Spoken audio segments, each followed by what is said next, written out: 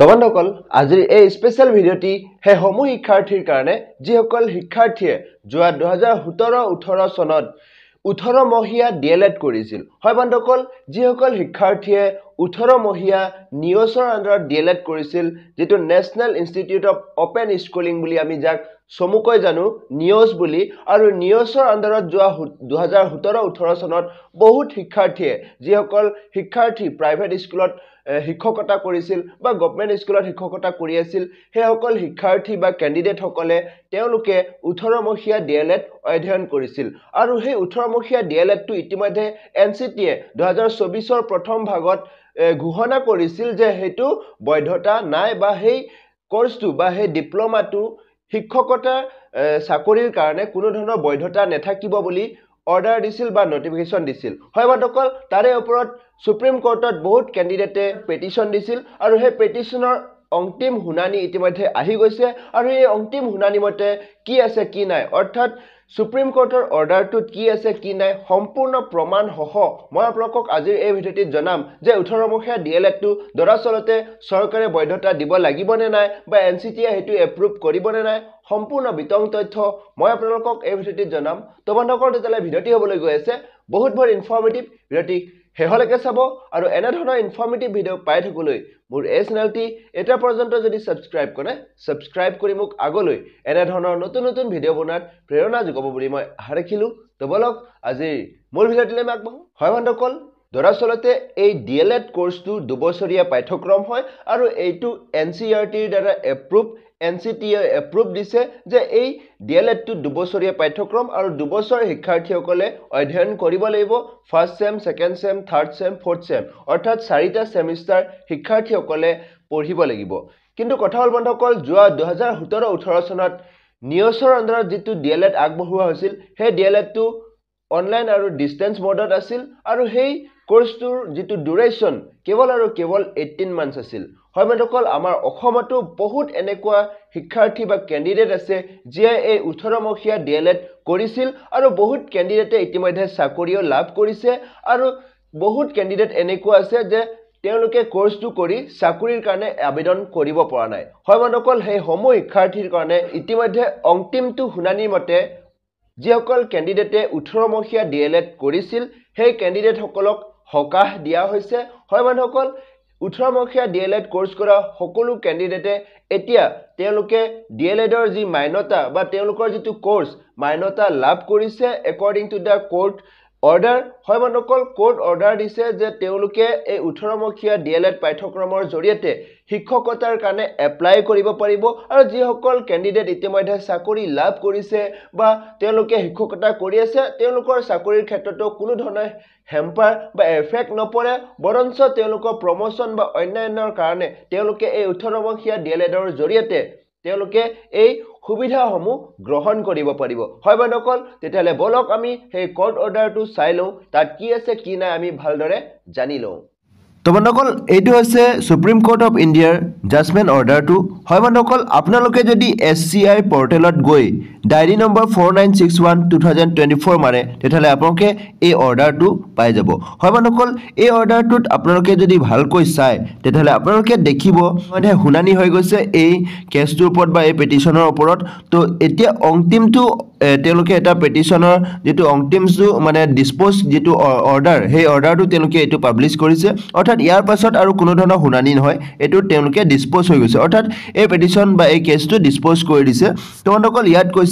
the grievance sought to be raised on behalf of the review petitions and some of the applicants before this court is that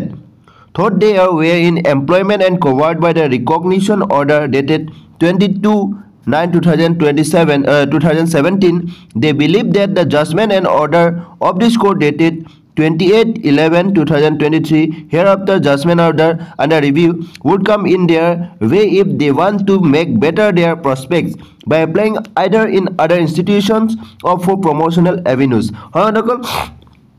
তো বাৰেবাৰ এটো শুনানি হৈছে আৰু পুনৰ petition দিছিল আৰু হে পেটিশনৰ অৰ্ডাৰ সমূহ আকৌ ৰিভিউ কাৰণে দিছিল তো অন্তিমটো ৰিভিউ পাছত তেওঁলোকে ইয়াত কৈছে যে we have already clarified in the judgment under review that আৰু অৰ্থাৎ এই ৰিভিউ আন্ডাৰ তেওঁলোকে এটা জাজমেন্ট দিছে that the one-time scheme was provided solely to safeguard the interests of those teachers who were employed as on 10/8/2017 হয় বন্ধুসকল যিসকল teacher ইতিমধ্যে এমপ্লয়েড পাইছে এমপ্লয়েড তেওঁলোকে চাকৰি লাভ কৰিছে 10 আৰু 2017 we are therefore not inclined to entertain the present review petition as well as miscellaneous application তেওঁলোকৰ কাৰণে কোনো ধৰণৰ অসুবিধা নাই লগতে কৈছে however to avoid any confusion হয় বন্ধুসকল কোনো ধৰণৰ কনফিউজন নথকা নাৰাখি পেলাই তেওঁলোকে কৈছে we again clarified that the 18 months diploma obtained by such person আৰু সেই টিচাৰ সকল বা সেই ক্যান্ডিডেট সকল যেটো 18 মহিয়া ডিপ্লোমা লাভ কৰিছিল who were in employment as on 10/8/2017 যিসকলে ইতিমধ্যে চাকৰি লাভ কৰিছে যোৱা 2017 আগষ্ট মাহৰ 10 তাৰিখৰ পৰা and who have completed the diploma course of 18 months আৰু যিসকল শিক্ষাৰ্থী বা ক্যান্ডিডেটে 18 months diploma to complete কৰিছে purpose for would be treated as valid diploma holders hoy bandokol yat ataitko important kotha goise would be treated as valid diploma holders hoy bandokol agote invalid asil etia order dise je valid hoise ei 18 months diploma to for the purpose of applying in other institution hoy bandokol apply koribor kane teluke valid document lab korise ba teluke validity lab korise